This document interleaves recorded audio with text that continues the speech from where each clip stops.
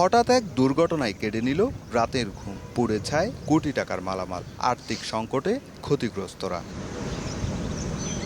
Cox's Bazar LPG gas স্টেশনের তিন পাশে অসংখ্য বসতি, আছে পর্যটকবাহী গাড়ির গ্যারেজও। বুধবার রাতে এলপিজি গ্যাস স্টেশনে আগুন লাগে। তাৎক্ষণিক 10টি গাড়ি বের করতে পারলেও ছড়িয়ে পড়া আগুনে পুড়ে ছায় 30টি গাড়ি।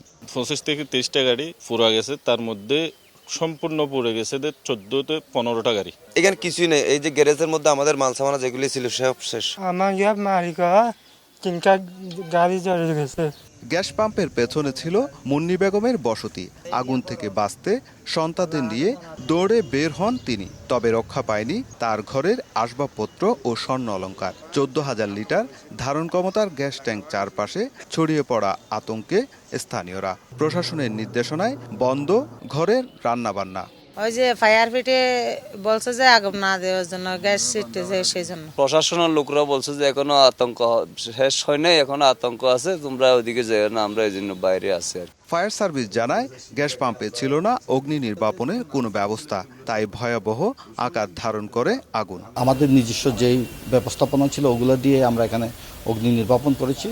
ওনাদের কিছু অগ্নি নির্বাপন ব্যবস্থা ছিল, এই ধরনের আমরা কোনো কিছু দেখি নাই।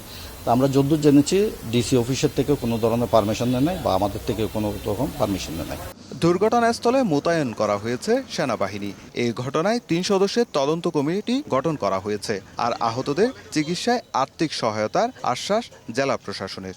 যেরকম দুর্ঘটনা ঘটেছে তাতে বড় ধরনের প্রাণহানির আশঙ্কা ছিল, সময়োচিত পদক্ষেপ গ্রহণের কারণে সেটি হয়নি। যারা আহত হয়েছে তাদের সরকারি যে নীতিমালা আছে, নীতিমালার আওতায় আমরা সহায়তা প্রদান করব। এদিকে দগ্ধ 15 জনের মধ্যে 6 জনকে চট্টগ্রাম মেডিকেল কলেজ হাসপাতালের বার্ন ইউনিটে ভর্তি করা হয়েছে। এদের মধ্যে 3 জনের অবস্থা আশঙ্কাজনক বলে জানান চিকিৎসক। 6টা রোগীরই ইনহেলেশন ইনজুরি আছে, যেহেতু গ্যাস ব্লাস্ট হয়েছে। এর মধ্যে যে 3টা ক্রিটিক্যাল আমাদের, বিশেষ করে 40%, 50%, 90%, এই 3টা রোগী আমরা একটু আগে আবার রিঅ্যাসেস করলাম। রিঅ্যাসেস করার পরে ওদের যা যা প্রয়োজনীয় ওষুধপত্র আছে সেগুলো তো আমরা রাত থেকে এনশিওর করছি। আহতদের মধ্যে এলপিজি গ্যাস পাম্পের কর্মচারী ও পথচারী রয়েছেন।